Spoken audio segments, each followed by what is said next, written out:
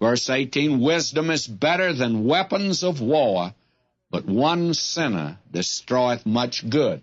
And this is a conclusion of all of this in chapter 9 here. Christ is better than atomic energy. Wisdom is better than weapons of war. And Christ is better than atomic energy. And then one sinner destroyeth much good. The tremendous influence of one person. And it is always more potent when it's in the wrong direction. The effect of your life can be more far-reaching if it's an evil life. And today, think of the effect that certain men from evil are having. Well, let's look at history. Adam's sin has affected an entire race.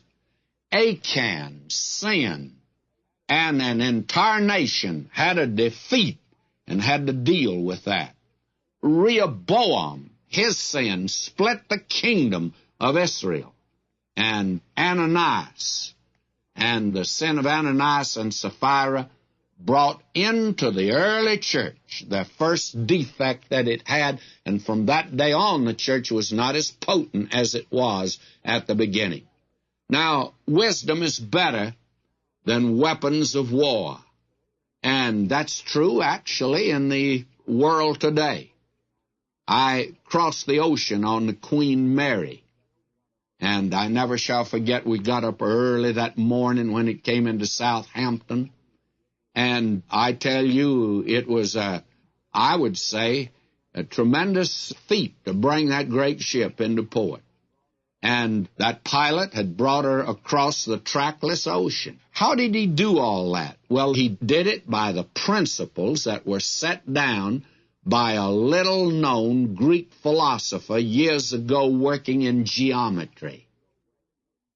That's the way it was done. Wisdom is better than weapons of war. And you have influence, whether for good or bad. You and I occupy a place of influence, no matter who you are.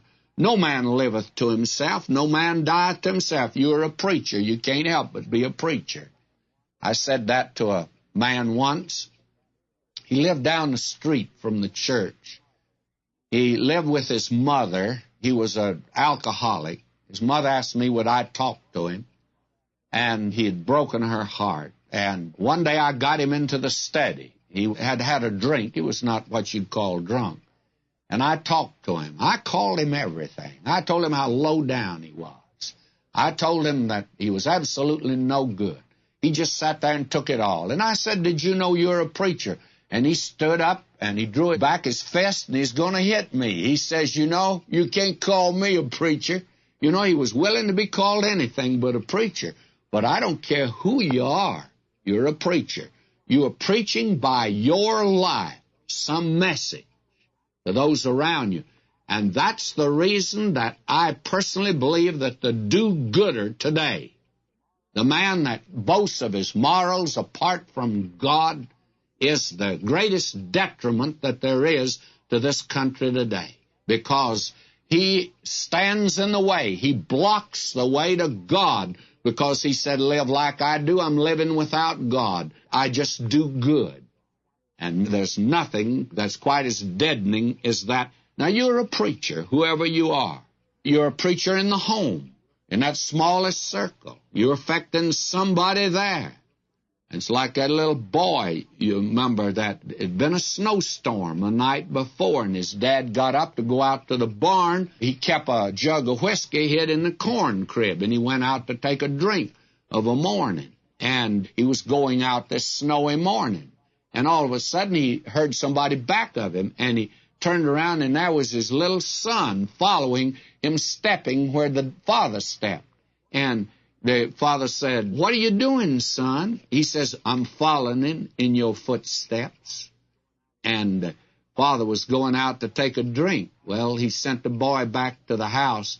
He went out to the corn crib, got that jug, and broke it because he stopped to think. I don't want that boy following in my footsteps. There's somebody following in your footsteps, and where you're leading them, even if it's in the home.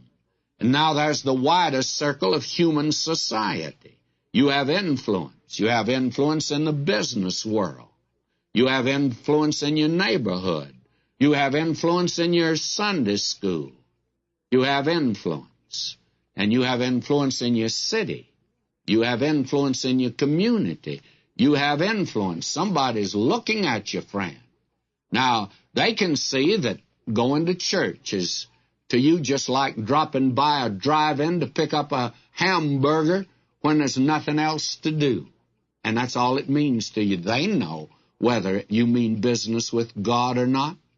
Does your life suggest to your associates that there is a heaven to gain and a hell to shun? You have influence. Well, you know, Andrew didn't preach on the day of Pentecost, but he sat on the sidelines and he could say, that's my brother. I brought him to Jesus. My friend, may I say to you, one sinner destroyeth much good. You today are pointing men to heaven or to hell. Now, if you want to go to hell, that's your business. But you got no right to lead a little boy there. You've got no right to lead your family there, and you have no right to lead those that are around you today there, even if you want to go. It's awful to lead others. Influence. What a tremendous chapter this really is.